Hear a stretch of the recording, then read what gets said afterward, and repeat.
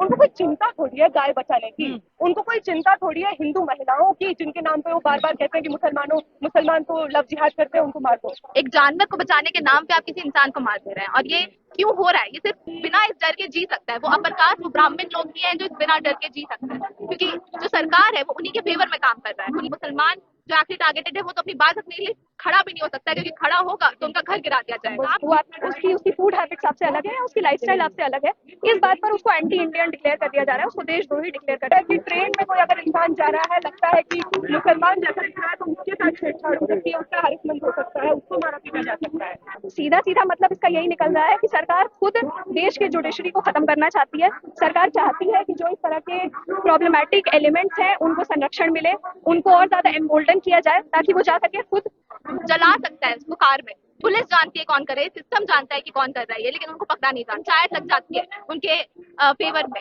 रैलियां निकलती है उनके फेवर में। कि ट्रेन में कोई अगर इंसान जा रहा है, लगता है कि मुसलमान जैसा दिख रहा है, तो उसके साथ छेड़छाड़ हो सकती है, उसका हरिसमेंट हो सकता है, उसको मारा पीटा जा सकता है। उनको कोई चिंता थोड़ी है गाय बचाने की। उनको कोई चिंता थोड़ी है हिंदू महिलाओं की, जिनके नाम पे वो बार बार कहते हैं कि मुसलमान तो लव जिहाद करते हैं, उनको मार दो। उनको कोई चिंता नहीं। और ये बात साफ झलकती है जब आप खुद कह रहे हैं कि वो अलग अलग स्टेट्स में, अलग अलग राज्यों में अलग अलग रवैया अपनाते हैं। हमको समझ में आता है, हमको समझ में आता है कि जहाँ जिस राज्य में जो हथकंडा अपनाने की जरूरत है सत्ता को पाने के लिए, वो हथकंडा अपनाते हैं। एक बस शक के बेसिस पे आप किसी इंसान को मार दे रहे हैं, क्या उसका राइट टू लिव नहीं है? एक जानवर को बचाने के नाम पे आप किसी इंसान को मार दे रहे हैं, और ये क्यों हो रहा है? ये सिर्फ एक मुसलमान कम्युनिटी के साथ नहीं होता है, ये होता है लोअर कास्ट लोगों के साथ, मार्जिनलाइज्ड लोगों के साथ, जिनको पेड़ पे बांध कर उनको मॉब लिंच कर दिया जाता है। क्रिश्चियन के साथ होता है। तो आज का जो समाज है, आज के समाज में हम देख सकते हैं कि कौन है जो बिना इस डर के जी सकता है। वो अपर कास्ट, वो ब्राह्मण लोग भी हैं जो बिना डर के जी सकते हैं, क्योंकि जो सरकार है वो उन्हीं के फेवर में काम कर रहा है। खुली छूट कौन देता है? ये लोग मार सकता है किसी इंसान को, जला सकता है उसको कार में। और हम हर देश का हर एक इंसान जानता है कि कौन कर रहा है। पुलिस जानती है कौन कर रहा है, सिस्टम जानता है कि कौन कर रहा है, लेकिन उनको पकड़ा नहीं जाता। चाय लग जाती है उनके फेवर में, रैलियां निकलती है उनके फेवर में। तो बिल्कुल ये बहुत गलत चीज है। और जब भी होता है मॉब लिंचिंग, तो हम लोग इसी तरीके से, एक स्टूडेंट कम्युनिटी यहाँ पे आके खड़ा होता है अपनी बात रखने के लिए। और वो लोग जो एक्चुअली टारगेटेड है, जो मुसलमान जो एक्चुअली टारगेटेड है, वो तो अपनी बात रखने के लिए खड़ा भी नहीं हो सकता, क्योंकि खड़ा होगा तो उनका घर गिरा दिया जाएगा। नाम नहीं, लेकिन हम तो जानते हैं ना, सब कोई जानता है क्यों नाम नहीं है। जब उनका हिंदू ये पंचायत में जब उनको ये बोल दिया, पुलिस को धमकी दे दी जाती है कि अगर उनको अरेस्ट करा जाएगा तो पुलिस की टांग तोड़ दी जाएगी। तो पुलिस को डराया जाता है इस चीज को लेके। लेकिन ये स्टेट को चुनौती, पुलिस को जो पंचायत जो धमकाया है, वो किस पावर के अंदर धमकाया है, वो क्या पावर डायनेमिक्स है पंचायत के पास, वो पुलिस को धमका सकता है, क्योंकि वो भी जानता है कि कौन है उसके ऊपर। हरियाणा का पंचायत है, कौन है उसके ऊपर? बीजेपी, जो उसको बचा लेगी, जो कुछ नहीं करने देगी। ये लोग अपने बराबर नहीं समझते पहली बात। और ये क्यों अपने बराबर नहीं समझते? क्योंकि वो स्टेटस किसने दिया है? वो भी तो एक बहुत प्रिविलेज स्टेटस जो है वो किसने दिया है?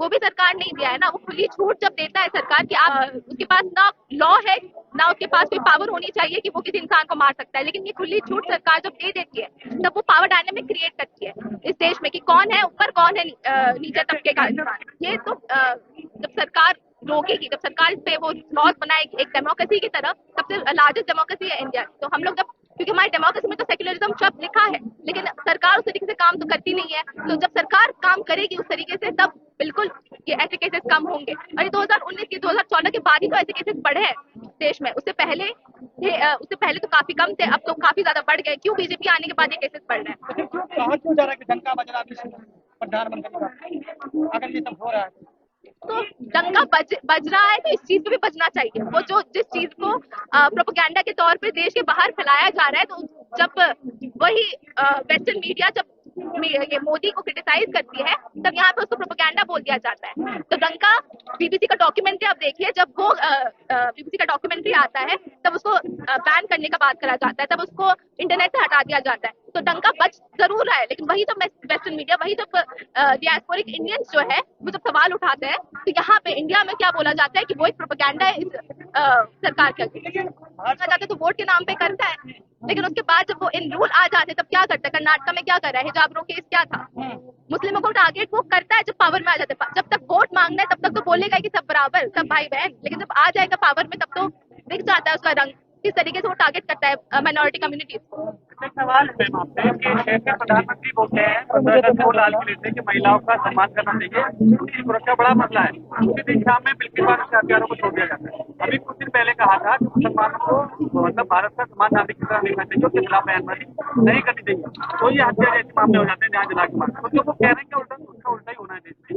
हाँ बिल्कुल, और ये काऊ विजिलेंस पे भी तो उन्होंने बात करा था मोदी ने कि हम ये काऊ रक्षक के नाम पे हम लोगों को नहीं मार सकते, लेकिन हो तो रहा है। तो बात तो बड़ी बड़ी करते वो स्टेज पे चढ़ के लोगों के सामने, लेकिन जब उसका उल्टा ही होता है, बिल्किस बानो के केस में जब उनके रेपिस्ट को जब मालाएं पहना जाती है, तो हम क्या देख रहे हैं कि क्या सरकार बात क्या कर रही है मीडिया के सामने, और है क्या वो एक्चुअली कर क्या रही है ऑन ग्राउंड लेवल, बिल्कुल अलग है।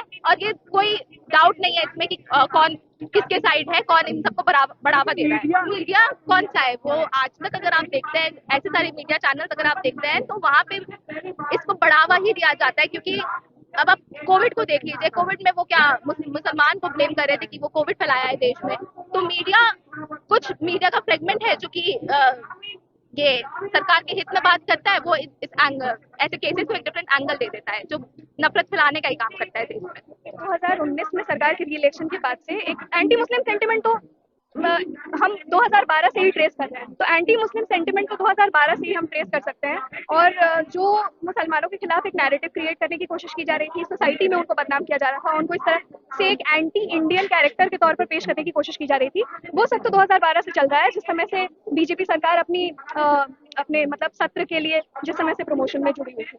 लेकिन 2019 में री-इलेक्शन के बाद से हम देखते हैं कि जो फिजिकल वायलेंस है, जो मॉब लिंचिंग है, वो बहुत ज्यादा बढ़ गई है। इसके केसेस लगातार आ रहे हैं। 2012 में अखलाक की मॉब लिंचिंग के बाद से लगातार धीरे धीरे दलितों की लिंचिंग हो, चाहे मुसलमानों की लिंचिंग हो, छोटे छोटे शक के आधार पर या छोटी छोटी बातों पर कि कोई इंसान, कोई व्यक्ति जो है वो उसकी फूड हैबिट्स आपसे अलग है या उसकी लाइफस्टाइल आपसे अलग है, इस बात पर उसको एंटी इंडियन डिक्लेयर कर दिया जा रहा है, उसको देशद्रोही डिक्लेयर कर दिया जा रहा है। और फिर एक उन्मादी भीड़ आ रही है पता नहीं कहाँ से, जिसका एक बहुत ही पॉलिटिकली कलर्ड नोशन है और जिसकी एक बहुत ही पॉलिटिकली कलर्ड आइडियोलॉजी है। उस आइडियोलॉजी के बारे में हम सब अच्छी तरह से जानते हैं, और वो उस व्यक्ति को मार दे रही है।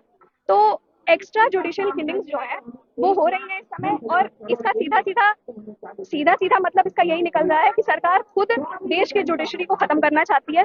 सरकार चाहती है कि जो इस तरह के प्रॉब्लमैटिक एलिमेंट्स हैं उनको संरक्षण मिले, उनको और ज्यादा एम्बोल्डन किया जाए, ताकि वो जा करके खुद जो देश के लोग हैं वो खुद एक तरह से मुसलमानों को लिंच करना शुरू कर दे और सरकार को इस काम में ना कूदना पड़े। इस तरह की जो इंटरनल कॉन्फ्लिक्ट्स हैं वो तो होते रहेंगे, लेकिन जो इस समय ऑल पावरफुल है उससे सवाल पूछना बनता है। जो इस समय सरकार पार्लियामेंट में बैठी हुई है उससे अगर हम सवाल नहीं करेंगे तो और किससे करेंगे। इस तरह के स्मॉल आउटफिट्स, अगर छोटे छोटे संगठन या अगर इतनी ज्यादा टूल मिली हुई है, अगर इतनी ज्यादा उनको प्रोटेक्शन मिली हुई है, तो वो किससे मिली हुई है? बीजेपी सरकार से मिली हुई है, वो उनके आरएसएस कनेक्शन की वजह से उन्हें मिली हुई है। तो इस तरह के सवाल उठाना सरकार के ऊपर बहुत ज्यादा जरूरी इसलिए हो जाता है क्योंकि सरकार ही है जो पुलिस को ऑपरेट कर रही है, सरकार ही है जो इस तरह के लोगों को संरक्षण दे रही है और लगातार उनको प्रोटेक्ट कर रही है, सरकार के ही सांसद है जिनके साथ इन लोगों की फोटोज आ रही है लगातार, और सरकार इन सारी मुद्दों पर लगातार खामोशी बनाए हुए है।